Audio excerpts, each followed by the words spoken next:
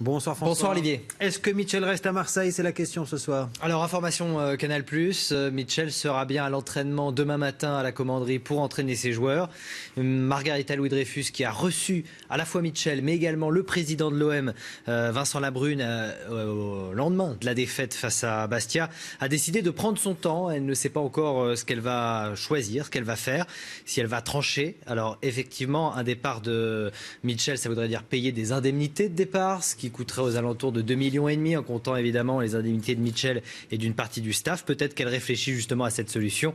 À 6 journées de la fin, Marseille est en grande difficulté sur le plan sportif. Vincent Labrune sera-t-il toujours le président de l'OM? Là encore pas mal de flou autour de cette question. Mais pour l'instant, on en reste là. Mitchell sera bien à l'entraînement demain, mais il n'est pas du tout sûr qu'il soit sur le banc pour affronter Bordeaux ce week-end en Ligue 1. Un mot de Ligue 2 maintenant, même s'il n'y a aucun lien entre Marseille et la Ligue 2. Je veux rassurer quand même les supporters marseillais, même s'ils s'inquiètent. Le Red Star qui jouait pour retrouver le podium face au Paris FC. C'est une belle histoire, le Red Star, parce qu'ils viennent de National. Eh bien, malheureusement pour eux, ils se sont inclinés 4-2 face au Paris FC, qui ne remporte là que sa deuxième victoire de la saison au bout de cette 32e journée. Une victoire 4-2 qui s'est dessinée en fin de rencontre, avec notamment ce but contre son camp d'Amieux et le très joli but à la 76e minute de Baomboula. Le Red Star est 5e à 2 points du 3e, Le Havre. Bon, allez, faites-nous rêver un peu. Il n'y aurait pas les quarts de finale de la Ligue des Champions qui commencent là? Alors, en tapas, avant Paris Saint-Germain, Manchester City, je vous propose un très alléchant Barcelone, Atlético Madrid. Et il y a 2 ans, l'Atlético Madrid avait sorti le Barça en quart. C'est peut-être le pire des tirages pour les Barcelonais tenants du titre. Pour plusieurs raisons. D'abord parce que le Barça arrive suite à une défaite face au Real Madrid lors du Classico, battu de buts 1 par le Real. Donc évidemment, les joueurs étaient peut-être un petit peu fatigués.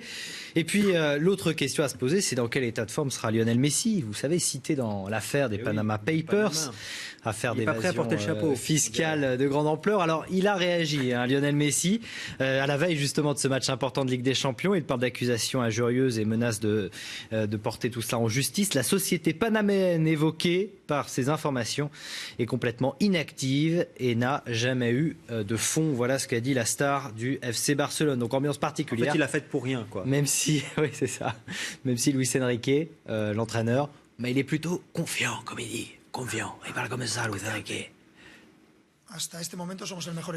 Aujourd'hui, on est la meilleure équipe en Espagne, il n'y a aucun doute là-dessus. Et il nous reste plus qu'à le confirmer en gagnant les 7 matchs de Liga qui restent et en se qualifiant dans ce quart de finale contre un adversaire de très haut niveau. Alors il y a un autre élément qui est en faveur de l'Atlético Madrid, c'est qu'il y a un Français qui va jouer ce quart de finale, c'est Antoine Griezmann.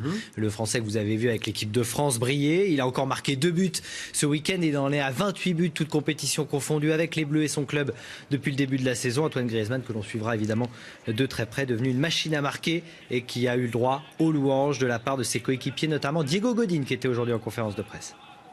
Antoine a vraiment beaucoup gagné en régularité. Il est bien plus décisif. Il nous a apporté beaucoup de sécurité offensive et surtout il marque des buts, ce qui est essentiel en attaque. C'est un attaquant très agressif qui peut évoluer partout sur le terrain. C'est sur Canal, pardon. Je n'ai pas précisé, mais c'est important, 20h45 sur Canal+. Mais forcément. Voilà, non, mais... Ou d'autres. Non, mais je voulais vous le dire. Mercredi, Barça, PSG. Oui, il y aura... Non, c'est Manchester City, PSG, Manchester City, mais il y aura aussi le Real Madrid. Ah oui, voilà, qui joue contre les Allemands de Wolfsburg.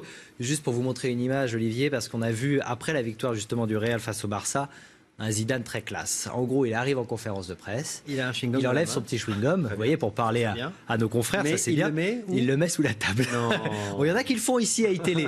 On va aller jusqu'au bout de l'image parce que vous allez voir que ça, effectivement, c'est moins classe. Mais il le reprend. Mais quand il va partir et quitter la salle, il va se dire tiens, j'ai pas oublié quelque chose. Et il va revenir. Et il va quand même décrocher le chewing-gum. Donc c'est pour ça que on va dire qu'il a la classe, le Zizou. Voilà, il l'enlève avec le sourire.